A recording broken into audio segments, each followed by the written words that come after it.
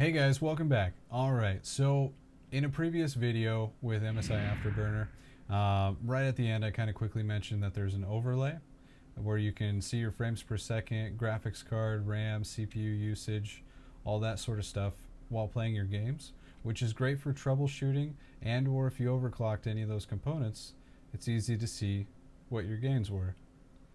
But if you want to turn those on in your game and aren't quite sure how to do that, I'll show you how.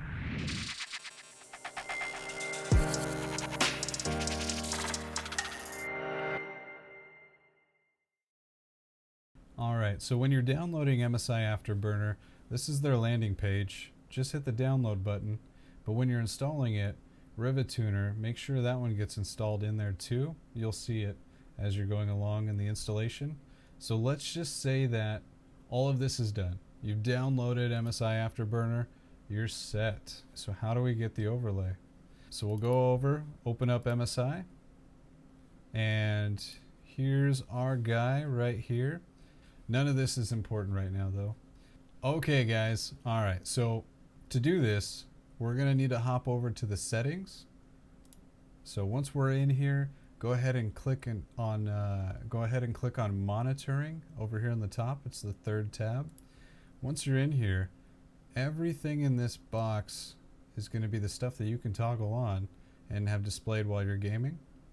Quite a bit of stuff. And so what I like to turn on, first one is GPU temperature. So you're going to want to make sure that that check mark is there while you're still selected on the tab. Come down and click on show in on-screen display. And once you do that, over under properties, it'll let you know that it's active because it will say in on-screen display. And then if you ever want to turn it off, just hit that check mark, boom, check it again, it's good. But so I like to do GPU temp, GPU usage. Let's go down to memory usage. Can do core clock. Let's just toggle a few of these.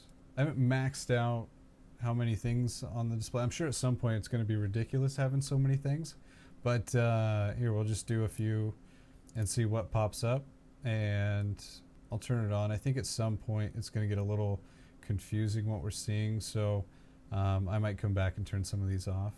CPU temperature, so it's going to have if you want to know a certain core, you can select one of these. So they've got a bunch of options, but if you just want to know the CPU temp, it'll be at the very end, and hit show, and then you've got your usage. Same thing again, it's going to show you the cores, and we can go to the bottom and just hit CPU usage and RAM usage. We can put that on there, and then the frame rate, we'll select that. But I think we have quite a bit of stuff selected here. I think it's going to be a little bit, it might be a little bit overwhelming. There might be a little too much there. But if you're good with what's sitting there, if you're good with everything right there, go ahead down here and hit apply and OK. And now everything's set. So we can go ahead and open up a game. Let's just pick, yeah, I've got Cyberpunk right here. Sure, why not? Hopefully I don't have to update it. All right, perfect. Oh, actually, so we're already seeing, this is what I was talking about. We're already seeing it in the top left corner here. GPU temp, usage, core clock. But then you have the memory, usage, clock. You have CPU temp, usage, your RAM, usage, and then your frames per second, 34, and so let's go ahead and hit play, launch into this game. Even though you got a little taste of it there, you're gonna see as we're playing, you know, everything jumping around, and see why it's useful, because you want to make sure your temps are good, you want to make sure the frame rates are good where they should be, because if they're not, something's probably going on. Alright, so now that we're in the game, you can see that everything's moving around, and we've got 84 frames per second. If you just see that something's a little hotter than it should be, then you know, hey, I should look at something. Do I need new thermal paste? Is everything seated correctly? You know, do I have the wrong fan configuration? Do I need a dust to clean out my case?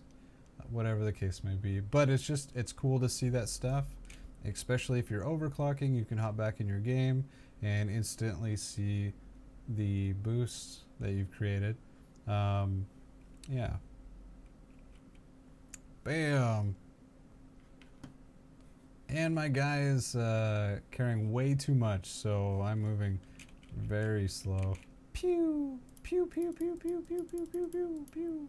All right, but that's just a simple way to turn on the overlay, and yeah, I mean it really is incredibly simple. But we can hop out, go back into settings, and I can turn some of these things off.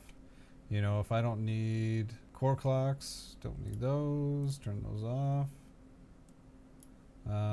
Power, fan speed, apply, okay, hop back in.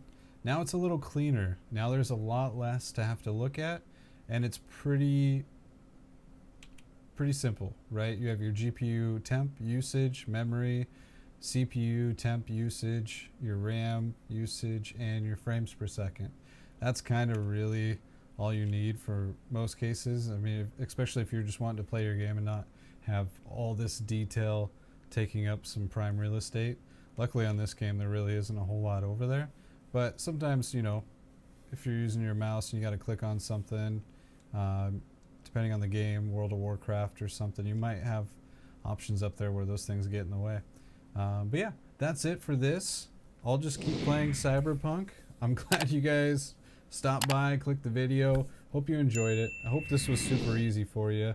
It really is such a simple way to get the overlay going.